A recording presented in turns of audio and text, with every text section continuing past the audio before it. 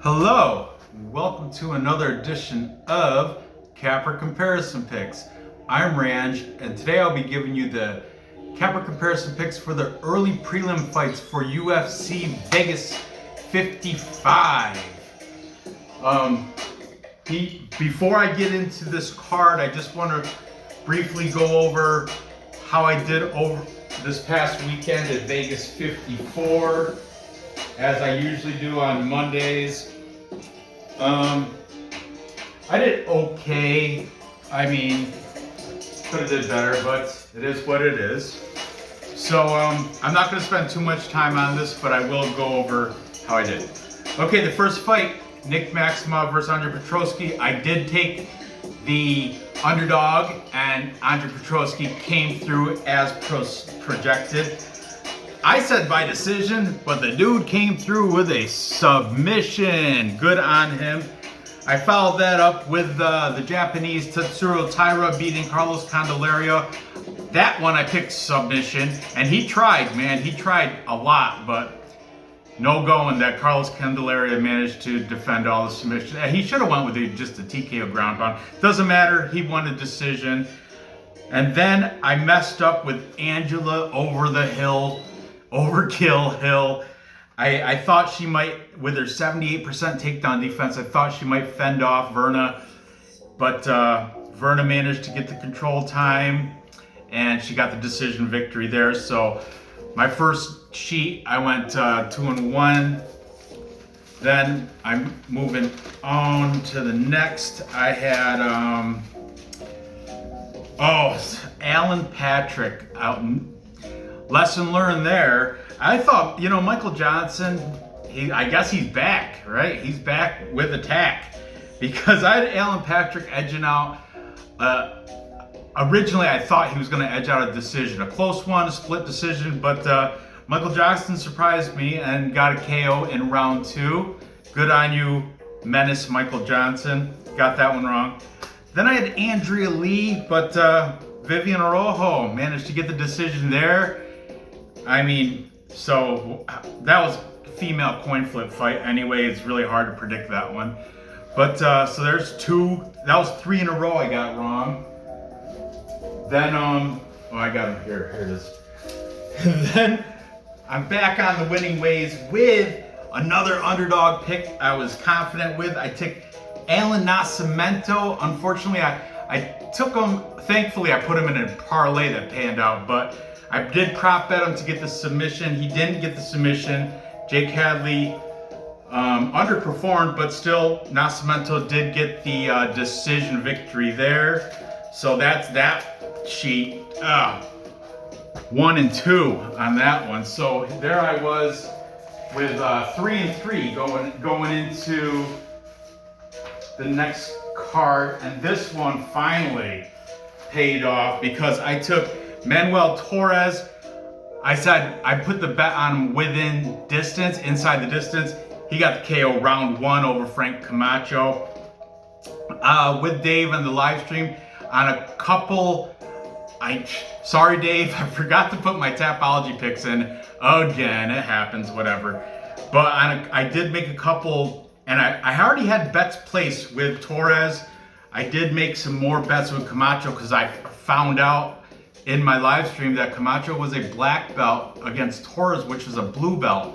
But it didn't matter because Torres kept it on the feet, took him out, KO round 1 for Manuel Torres.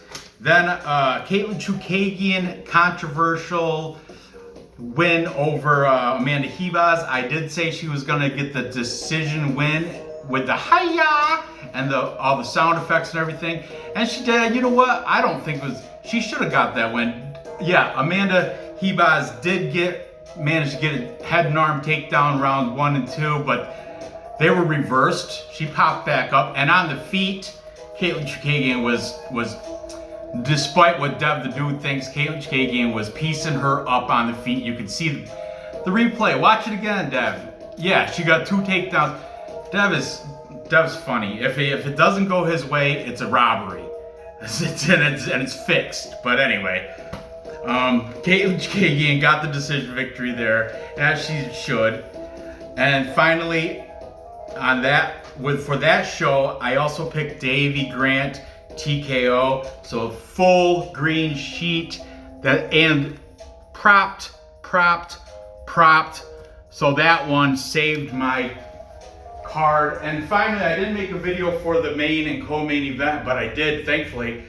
So I didn't place the parlay, but I got them both wrong. I had Rakic and I had Ian Kotulava, but Ryan Spann surprised me and got the guillotine submission. That's more of a fade on Kotulava. He shouldn't have. Ryan Spann, good on you, Superman Spann. I thought Kotulava was going to come in, out wrestle him, but nope, that wasn't the case. And then Rakic with his little knee injury, whatever. I don't know what happened there. That was fluky. But Jan Blachowicz, congratulations on that underwhelming victory, because you were losing and he would have lost had not it been for that injury. Whatever. Overall, I went 6-5 on the card. Not bad, but as I said, I could have done better. What did save me was this, and if you go back, watch the show, that's exactly how I predicted it. Check my stats. I'm not gonna lie to you. Full transparency. So let's get into UFC Vegas 55. I got the three of the early prelim fights set up for you. As you can see, I am in a hotel. I'm out of town again for work today. I am in Bangor, Maine. Yeah, a whole lot of driving today. So I did a lot of research, well, audio research, as I was just playing through a lot of Cappers videos, listening along. But I got the info, gathered the info, placed the bets, you'll see. Anyway, the curtain jerker is a strawweight female fight between Elise Reed and Sam Hughes. Sam Hughes is the underdog here, plus 145. Elise Reed, I hope you guys can see this all right. I don't know. I feel uncomfortable doing these things in the hotel, but whatever. With the travel board. Sam Hughes is the underdog, plus 145. Elise Reed is the favorite, minus 170. Both these girls are coming off wins that saved their UFC contracts. If they had lost, either one of them, if they had lost, they'd be out right now of the UFC. So it's kind of hard to pick out of the two lower level females here, but nonetheless, I did. Elise Reed, she's 29 years old. Sam Hughes is also 29, so tail of the tape, they measure up just fine. Sam Hughes is edging out a little bit of height. She's got 2 inches of height and 1.5 inch reach advantage over Elise Reed. Check it, there it is, over, look at the over 2.5 rounds, minus 300, of course, female fight, so expected to go there. Let's start with the favorite and Elise Reed. Okay, Elise Reed is, she graduated top of her class at a military college in Virginia, top tier. Anyway, she's coming off a nice win against Corey McKenna. Corey McKenna, a Welsh girl, fighting in her own country, in London, and Elise Reed with a big upset victory there over Corey McKenna, saving her career. Before that, she had lost to Sijara Eubanks, the Sarge, and she lost ground and pound round 1, not good. The Corey McKenna win was a split decision, by the way. Before that, the Sijara Eubanks ground and pound round 1, that was her UFC debut. Before that, she was in CFFC, which is Cage Fury Fight Championships, where she beat Hillary Rose, elbows round 2, Jillian DeCourcy, unanimous decision, and here's a good one, Jasmine Jasudavicius, the Canadian Olympic silver medalist wrestler. That's a good victory. I hold that, and I think that's a better victory than her Corey McKenna. But anyway, she's 4-1 in her last 5. That one loss being to Sijara Eubanks, which is not a good look, but still, whatever. She trains out of Kickside Martial Arts in Princeton, New Jersey, which she is also the owner and operator of that facility. She has a Taekwondo background, and she also, like I mentioned, she does have the military self-defense hand-to-hand combat experience, graduating top of her class. Now her opponent, Sam Hughes, Sam Page, is training out of, she used to train out of Everett, Washington, out of a place called Catalyst. She made the smart move and moved to Fortis MMA with Sayad Sayoud. That's the coach over there, Fortis. She's coming off a win over Stella Nunes. And that was a majority decision. And according to Fight Night Picks, and I do remember this, this is a quote too. In between rounds, Sayad Sayoud, the coach there, he said, I want you to suck her in, take her fucking ass down, and win this fight. Suck her in, fucking take her down, and win this fight. And that's exactly what she went out and did. In the third round, she got the the majority decision to save her UFC contract. Prior to that, she had 3 back-to-back losses. She lost to Luana Pinheiro, unanimous decision. She lost to Loma Lucabonami, unanimous decision. And her UFC debut, she lost to Tisha Torres, doctor stoppage because of an eye injury in round 1, where she didn't want to quit, but the eye was bleeding profusely. You couldn't stop the blood. Prior to that, she had a guillotine round 1 in the LFA against Daniel Henley.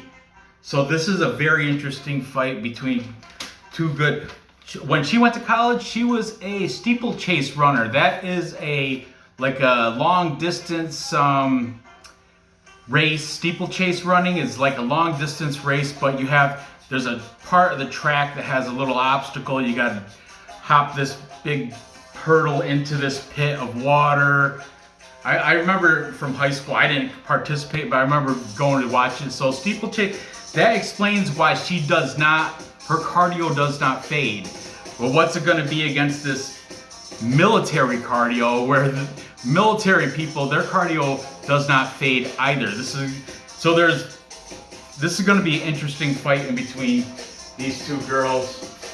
Let's see what the cappers have to say. This is where it gets awkward because I got to face the screen and you guys. So taking the favorite in Elise Reed, we've got it's your boy eBay's fight predictions. He's taken Elise Reed, of course. He didn't say, but I imagine by decision. On the Sam Hughes side, we have Angelo from We Want Picks. Angelo was a manager for fighters. Coincidentally, I should have used him for. He's one of the fighters he trained. He was a manager of, Parker Porter, who's later on in this card, and he was actually in Parker Porter's wedding, and he's actually very good friends with Parker Porter. That's why I learned that in retrospective after I've already did my research and stuff. I would have used him for that card, considering a lot of other guys are taking what's his name, Dalton Almeida. Anyway, we want picks Angelo on the side of Sam Hughes. Then we've got Artem MMA Analysis. These are his early predictions off the top without research. So they're subject to change, but he's on Elise Reed. We've got Cody from Blood Money. Blood Money Cody on the side of Sam Hughes. And finally, for the tiebreaker, we have this young gentleman. I have not used him in quite a while. His name is, his channel is Everything MMA. And for the tiebreaker, he is on the side of the favorite Elise Reed here. Everything MMA. He's saying, of course, by decision. So Elise Reed edges out the capper, gets the capper majority in this case, taking the Capra comparison pick victory over Sam Hughes. And you know what? I'm gonna have to go the same way.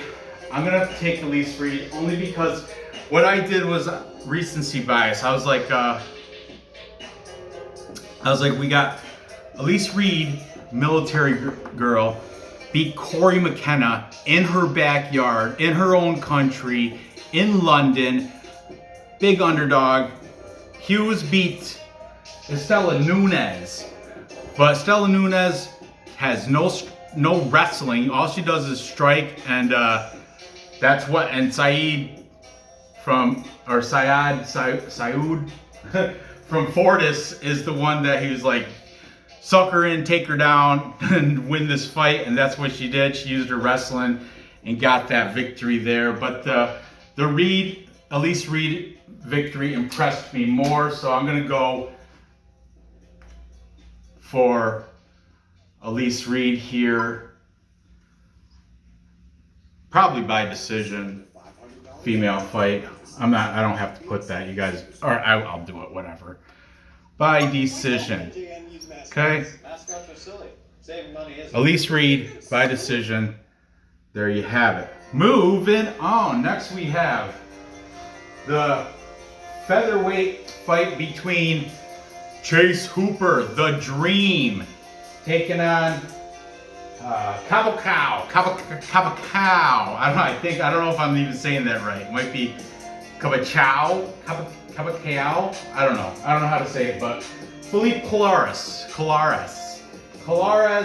is the favorite here at -180, taking on Chase Hooper, the Dream, at +155. Chase Hooper, one of the youngest ever, he may even be the youngest male to get a victory in the UFC. I think he got a victory at age 19 or 20. He is now 22 years old for the BJJ expert. He's kind of a one-trick pony though, guys. Felipe Colares, 28 years old, so I don't know if that's a detriment or a positive, being that Chase is so young, Colares a little bit older, but wiser too when it comes to that.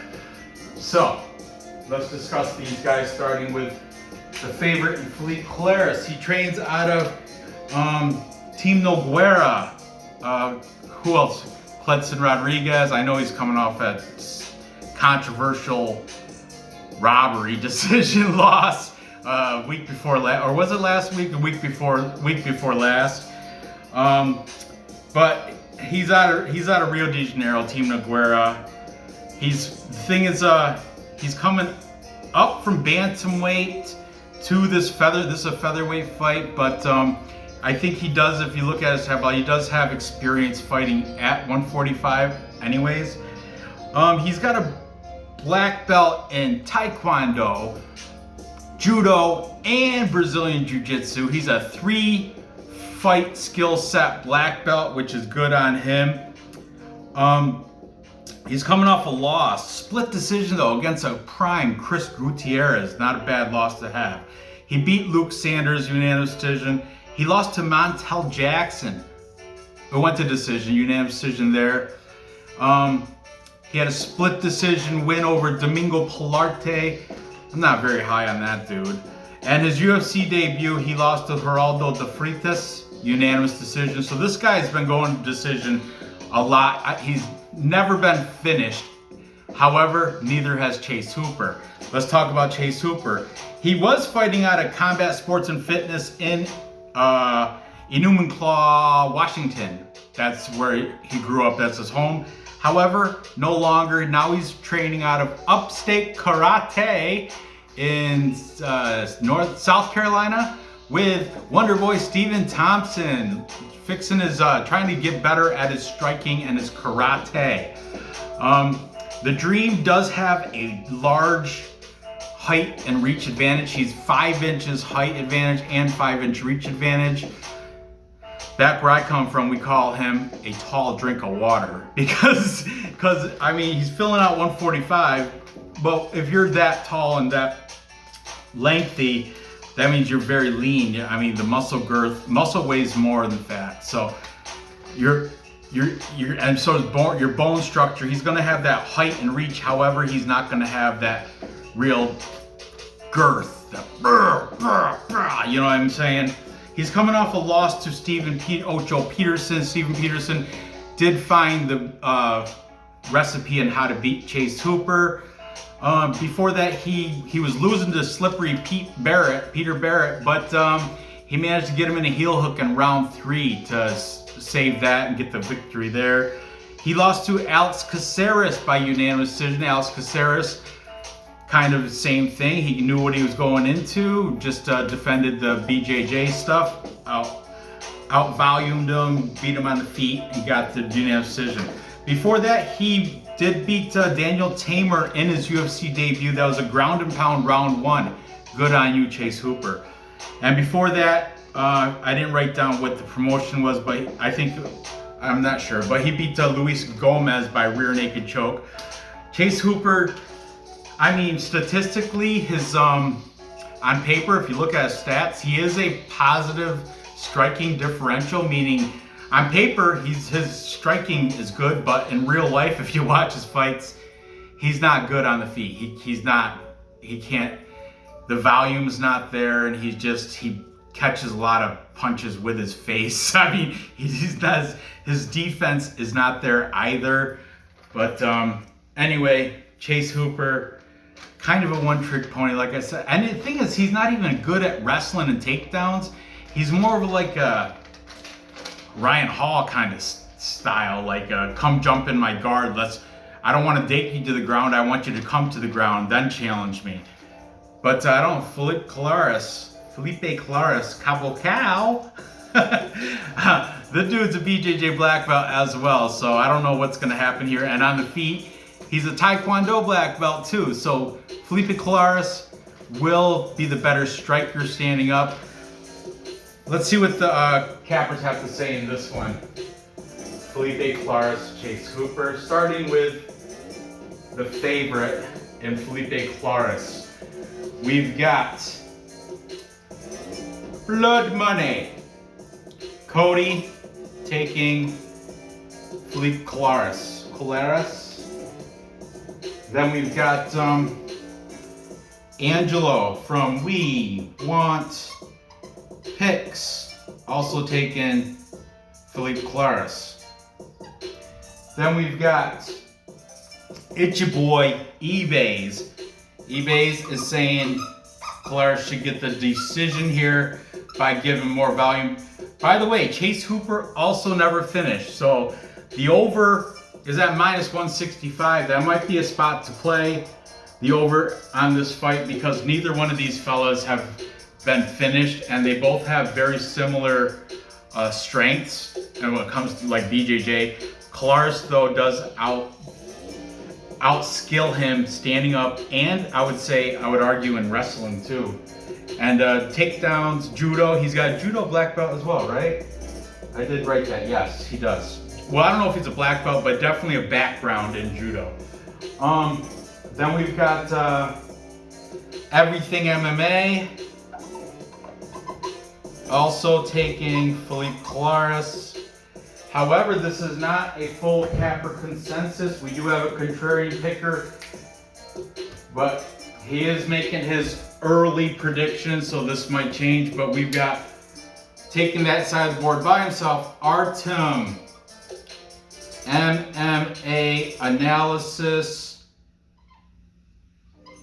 fighting or predicting out of New Zealand, taking that whole side of the board.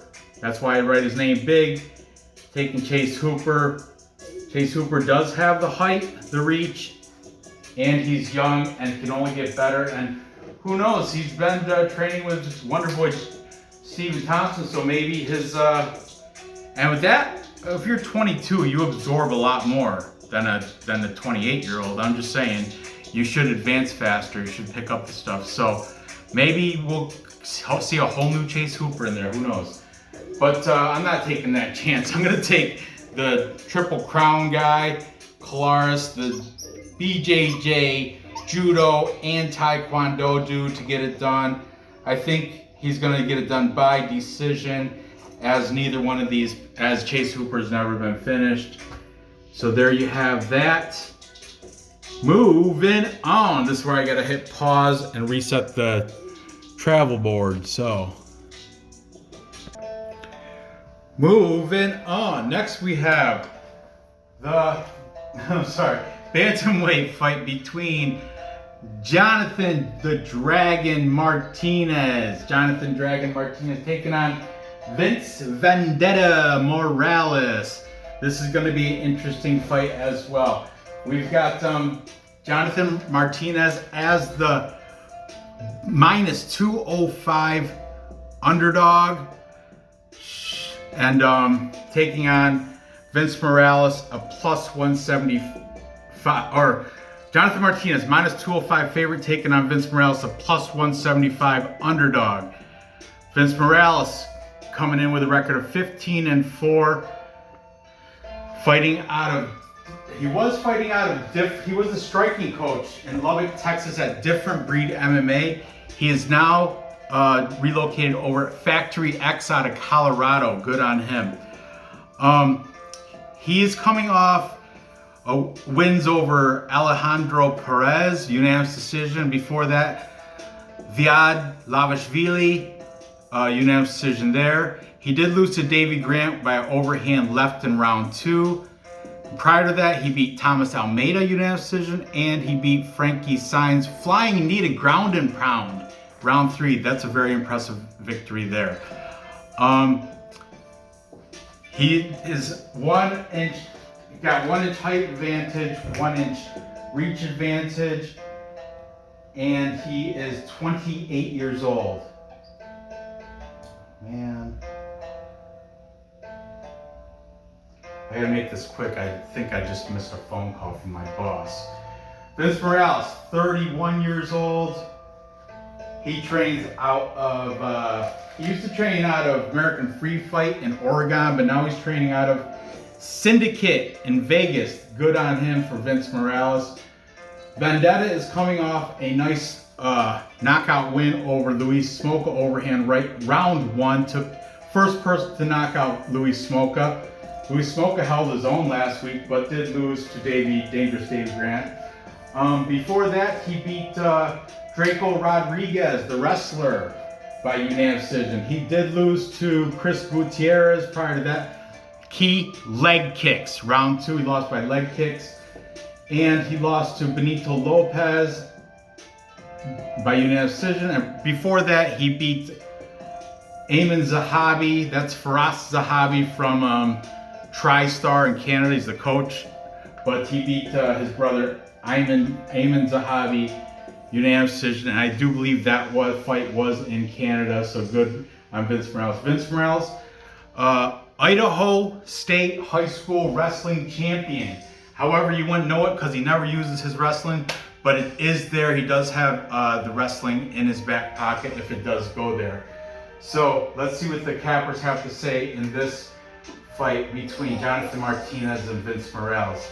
Taking the favorite in Martinez, we've got Cody from Blood Money. Then we've got, sorry, I gotta do this fast. Artem MMA Analysis. As I said, these are his first unresearched picks. Also taking Jonathan Martinez Angelo from We Want Picks. And it's your boy, eBay's. Also taking the Dragon, Jonathan Martinez. The contrarian picker in this case is the young gentleman from Figures.